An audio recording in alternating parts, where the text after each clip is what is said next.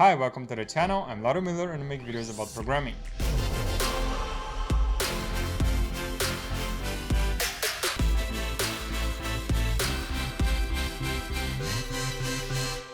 Today we're going to talk about types in JavaScript. Types? Of course JavaScript has a type system. You don't need to type the variables. You can assign a number, then a string, then undefined, then null, then an array, then an object, then whatever you want. But there is a type system behind the scenes. We need to explore it, we need to understand it so that we can work properly with JavaScript. Otherwise, some of the results we'll get will seem really crazy and it's going to be much harder for us to make sense of the code. We have quite a bit to discuss, so let's get started. Here's an overview of what we're going to discuss about values. We'll start by briefly introducing JavaScript's type system. We'll then move on to discussing primitives, objects, and the two operators typeof and instanceof. So any value that we're working with in JavaScript can be defined or can be divided into two top-level quote-unquote types. Okay, they are either primitives or they are objects. Now the primitive values, they are divided in undefined, or they are composed of undefined value, null value, or types maybe would be a better description. So the undefined type, the null type, the Boolean type, number, big int, string, and symbol. There is nothing else apart from these 7 types in the primitive bucket. The object bucket has everything else, right? So arrays, functions, maps, dates, whatever new object that we create ourselves, it's going to fall under this object bucket here. Now remember, in the syntax overview video, we have created a couple of custom objects and persons, right? So we were working with things, values that had a certain shape. They had a first name, they had a last name, they had a couple of methods, and these were all objects. Now there are some differences between primitives and objects. Let's go through the main ones, and I want to divide this into 3 categories. First one is mutability. Can we change a certain value once we create it? The second one is assignment. How is the value assigned to a certain variable? And the third one is comparison. How do we compare two different instances of these types? Let's start with the primitives, and primitives are immutable. Now you may be thinking, okay, if I create number 5, I can actually change the contents of that variable. So I create a number 5 and I assign it to a variable. I can change the contents of that variable later on as long as I use the let keyword. And you're definitely right. You can change the contents of the variable, but once that type 5, that number is created, you cannot change it anymore. I mean, I know it requires a little bit of mental gymnastics, but here we are talking about not about the variable, but about the type itself and the instance of that type once it is created. So the primitive types, they are immutable. We can definitely change the value by creating a new number with a different value and assigning it to the variable, right? That's what's happening behind the scenes. Therefore, the assignment is by value, so we store the contents of primitive types in the variables, and the comparison is also by value. If we create 3 different variables, but they all have the same number, they will be considered to be equal. Objects, on the other hand, they are mutable, so we can change the shape of objects. We can add properties, we can delete properties, we can add methods, we can delete methods, we can change methods, and we can also change the value of the properties, right? It's fine, they are mutable. We can change and work with them as we want. Therefore, their assignment is by reference, meaning that variables are not holding the contents of the objects, but they are holding a pointer to where those contents are stored, right? Think maybe the reference in the memory or the identity of the object. And comparison is also done based on this reference and or identity, which means that if we create 3 different variables and create 3 different objects which have the same contents, these 3 variables are going to be different from one another because they are pointing to different places in memory. They are pointing to different references. I mean, of course, it's not a direct match. It's not a direct mapping between what I mean here by reference and address in memory. It's not as simple as this, but you can just think, okay, variables, when they're holding objects, they are actually pointing to where the contents of those objects is stored.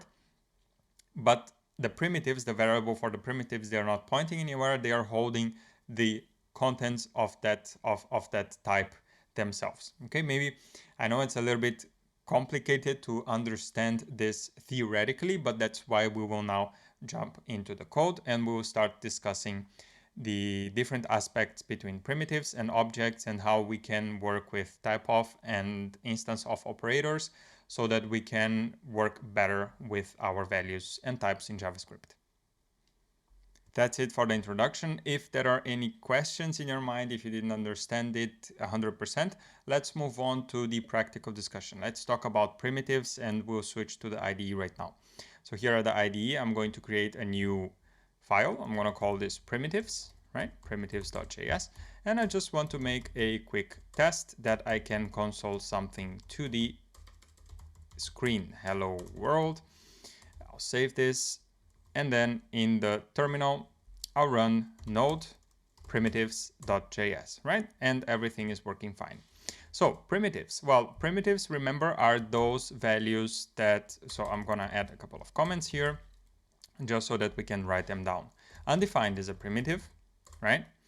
Null is a primitive, boolean, number, big int, string, and symbol. I will discuss each of them in details later on, but now it's just to give you an overview of how the three differences they really mean. How do they work when we work with primitives? So how does mutability or immutability work? How the primitives are assigned to variables and how they are compared.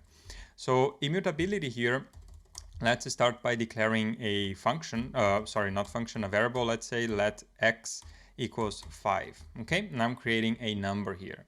Now, immutability means that this value that was just created, this x here that was just created, the contents of this instance of this type, they cannot be changed, right? It doesn't mean that I cannot do something like this, x equals 10. This is okay, but this 10 here is going to be a different instance than this 5 up here.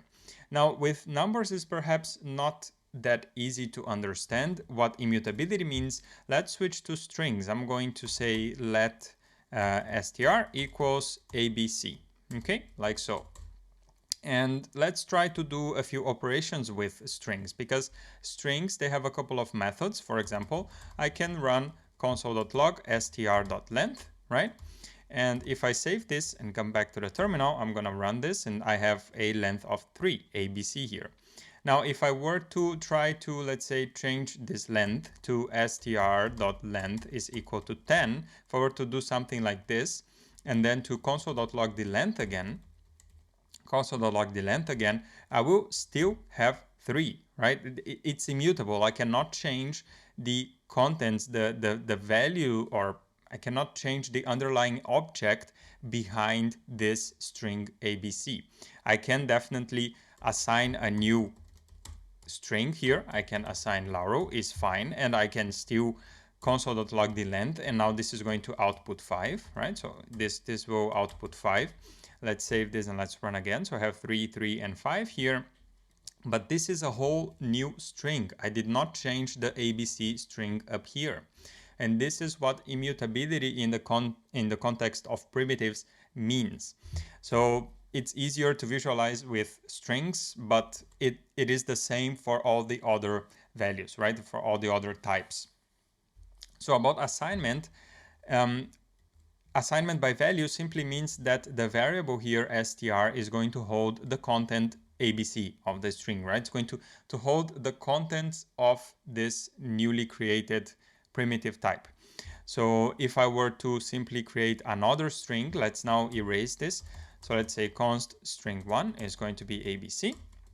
Const string 2 is going to also be ABC. And if I were to compare these two, let's say console.log str1 is equal to str2, right? I'll save this one and I'll run in the console. Let me clear everything. Oops.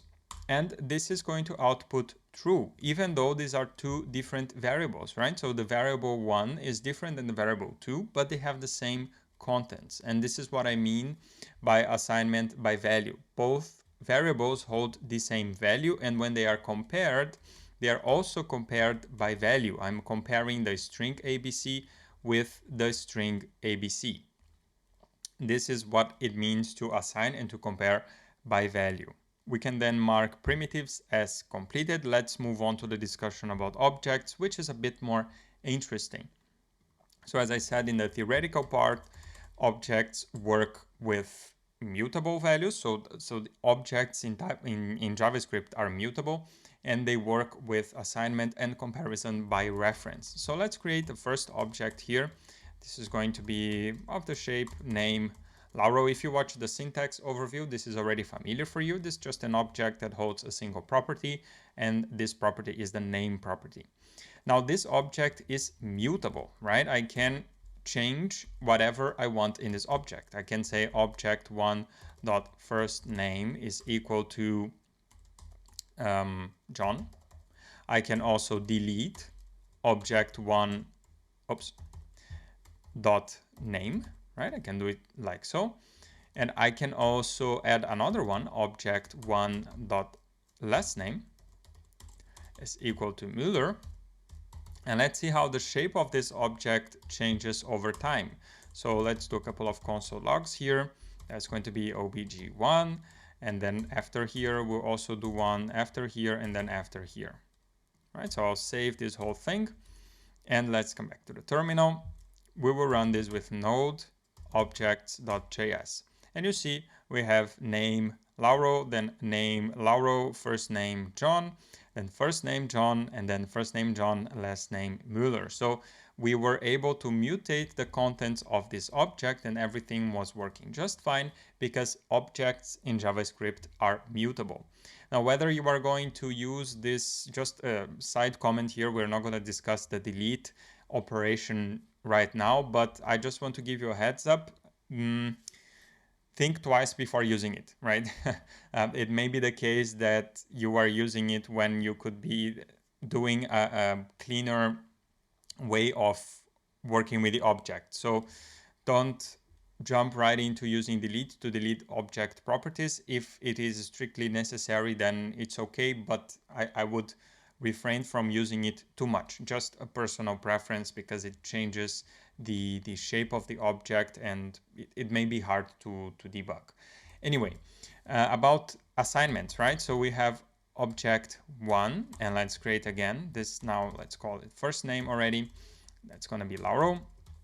And because object one, the variable is holding a reference to this object, if I assign this to another variable, let's call it like this, and I change this through the object 2, I'm going to say first name is equal to John, and object 2 dot last name is equal to Müller.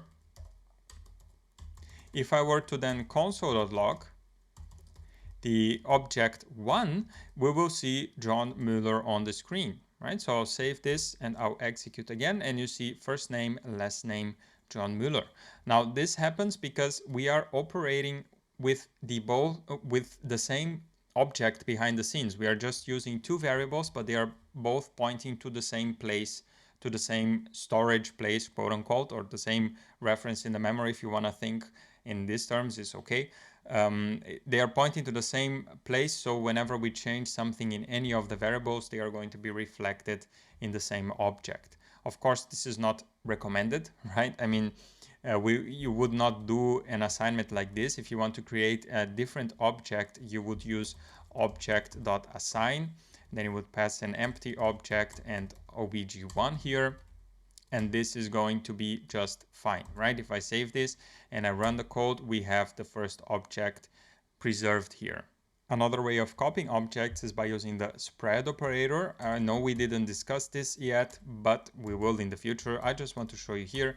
If we use these three dots and then the object here, JavaScript is going to make a shallow copy of this object. What does a shallow copy mean? It's going to copy all the properties, but if there is any property that is not a primitive, that it is an object, it's going to copy that reference. So we will discuss destructuring and the implications of destructuring, how to work with destructuring at a later point in time. During this course, I just want to show you that this is also, it can also be used to copy objects. So if I save this and I run objects.js, you will see that the first object is still preserved.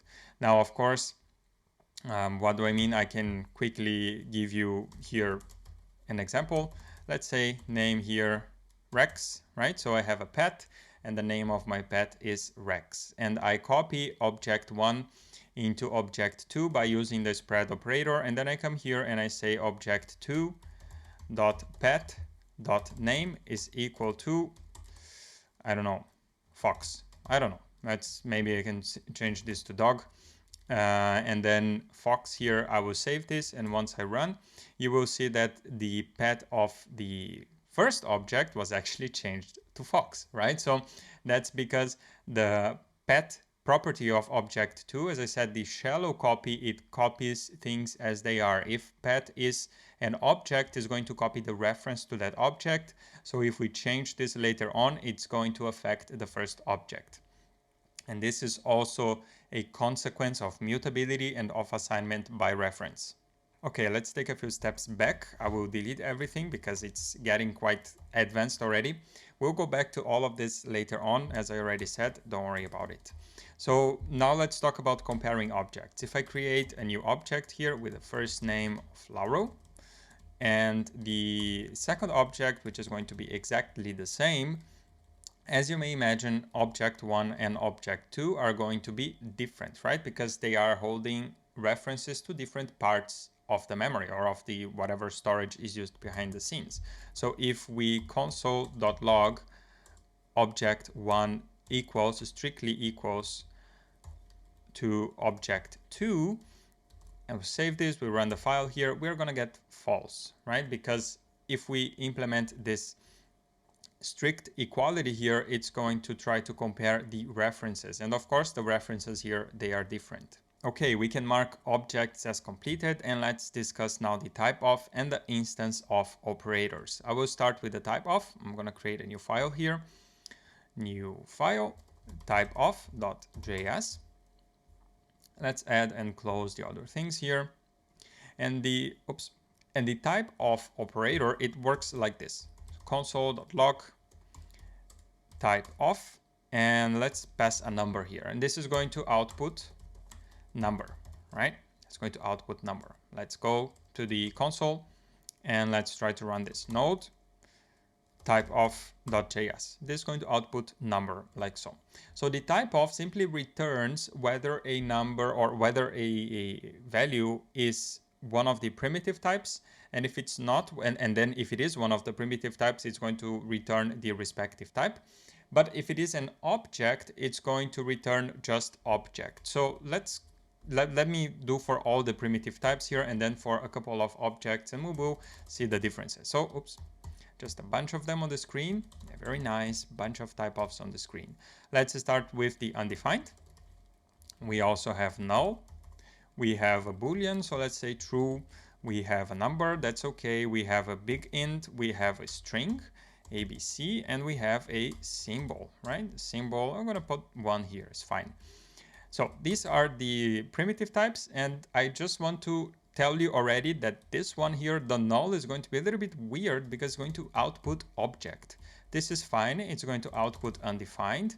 This is fine, it's going to output boolean. This is going to output number, this is going to output big int.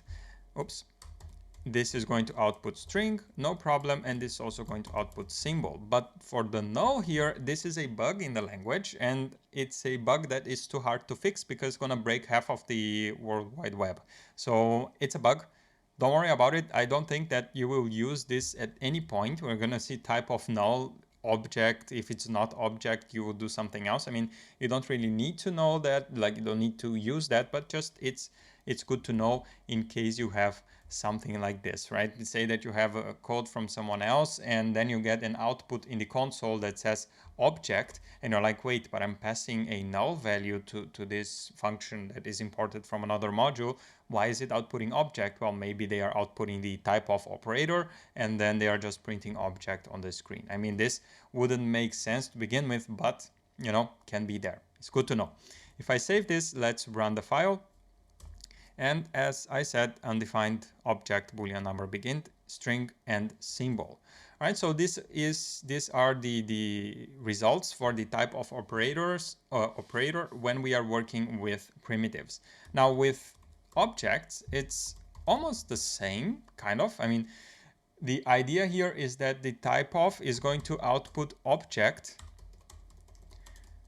for everything except a function. Okay, for everything except a function, it's going to output an object. So for everything that is not a primitive and not a function, it's going to output object. If it is a function, it's going to output function. So let's create a function here. Function add a b, return a plus b. Right? That's my function. Oops, here I don't need it. Let's format this a little bit better. And now if I were to output or to run the typeof operator in the add function, this is going to output function. But if I were to run the typeof operator in another object, let's say name Lauro, this is going to output object. If I were to output or create this typeof operator in, or run this typeof operator in array, this will also output object. So anything apart from a function is going to output an object. Let's save this and run the code once again. And you see here at the bottom, function, object, object. Now with arrow functions, let's see, const arrow add, right? Remember we discussed arrow functions in the syntax overview part, and we will discuss them, of course, in more details later on. These are called specialized functions. But let's see what's the output of the console log for the typeof arrow add. Now save this and run, and it outputs function as well, right? So for both the ordinary, the traditional function, and the arrow function, the output of the typeof operation is going to be function. So let's just bit of clean up here. Cool, that is the typeof operator. Let's go to the instanceof operator. Instanceof operator. And the instanceof operator, it actually works. So it answers a question, right? Let's say you have some variable here, some shady variable, right? Shady var, and this is going to be an array. We're gonna say that's an array with 3, right? But because it's a shady variable, then there is like a lot of code here and so on, and you don't really know what that shady variable is. Like maybe it's hidden somewhere and you cannot find it, and you don't want to spend too much time, or you want to run a little bit or some different code based on what that shady variable is. So you can actually check if the shady variable is an instance of an array, right? Because if shady variable is an instance of array, then I know that I have a property called length. So why not just come here, console.log shady variable dot length, right? And then else I'm just going to console.log shady variable, like so. So let's save this and let's run this here in the console. Node instance of JS, and because the shady variable is an instance of an array, it's going to print 3 on the screen. If I were to change this to anything else, let's say another object with a name like so, right? I'll save this and then I run. This should output the object because the object is not an instance of an array. Now, if I were to wrap this within an array, then it would go back to printing 1, right? So that's what the instance of operator works for. Now let's do a little bit more complex example. Let's say that we have a class that we defined. That's a person, and we'll have a constructor here, which is going to receive the first name, and it's going to say this dot first name is equal to first name, right? First name. And then we will also have another class, which is going to be a pet, and that pet is going to have a constructor as well, and it's going to receive an owner. And here we'll say this dot owner is equal to owner, right? So now we have a person class and a pet class, and we can start creating instances of these classes. So let's say const person1, and person1 is going to be a new person with the first name of Lauro, right?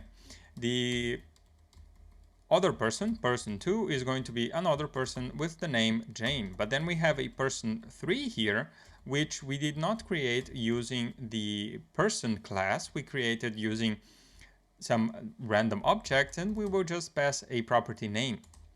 And now this property name is going to be called, well, let's stick to tradition, John, right? So now let's create also 3 pets. The pet 1. Pet 1 is going to be a new pet. And pet 1 is going to be owned by person 1. And we will have the same, because I'm very creative here and I want to be super dynamic. I'm going to stick to doing exactly the same, right? Now let's wrap this whole thing into arrays. So we'll say persons. And persons is going to be an array with person 1, person 2, and person 3. And then we'll also have an array of pets, right? Pets is going to be an array with pet 1, pet 2, and pet 3. Now we are not going to use the persons array that much, but let's work a little bit with the pets array. And we'll say, okay, remember the for off loop for const pet of pets. We will say if pet.owner instance of person console.log pet.owner.firstname, right? So if we do it like this, if we check that the owner is a person, then it's going to output only Lauro and Jane on the screen. Let's save this and let's see the output here in the console. Exactly, just Lauro and Jane. If I simply remove this and I just run the whole thing for all the pets, then for person 3, for the pet number 3, the owner is not going to have a first name property, right? It doesn't exist. We cannot ensure that it has. It may have, but we cannot ensure that it has. If it is a person, we know, well, good practice is the class should be a blueprint, so we should not change the object. We should not add nor delete properties once we create the object using the class constructor. So we can, we should be on the safe side, assuming that this person is going to have a first name, right? But for John here, it's not going to have a first name. If I save this and then I run it again, I'm going to have Lauro, Jane, and then undefined, right? So if I run this, I'll have Lauro, Jane, and undefined. And that's because for the third person, we created an object with the property name instead of the property first name. So this is what the instance of operator is used for. This is a very useful operator if you are working with JavaScript, so that you can do a couple of checks here in your code and execute logic based on whether a certain object is an instance of a certain class. Once we start working with TypeScript in the next series, after this introduction to JavaScript, we will then see different ways of typing our code so that we don't need to run this whole instance of person all the time. TypeScript is going to allow us to ensure that pet.owner is going to be a person, so we don't need to perform these if checks. If you're working with vanilla JavaScript, then these checks can be useful to run some code conditionally. We can now mark the last topic here as completed. I hope this was a good, productive discussion on how the type system looks like. We will of course come back to all this throughout the course. We'll always mention about primitives, objects, and how they relate to each other, how they relate to what we discussed today. But I just wanted to give you a centralized place to have this slightly more theoretical discussion. I hope the discussion of today helped you understand a little bit better the type system in JavaScript, and in the next video we are going to talk about variables. As always, and I'm running into the risk of being repetitive, but again, who really watches the video into the end, right? So I'll just put it here. If you don't want to miss anything, make sure to subscribe to the channel and you will get notifications every time I upload new videos. I'll see you in the next video. Bye bye.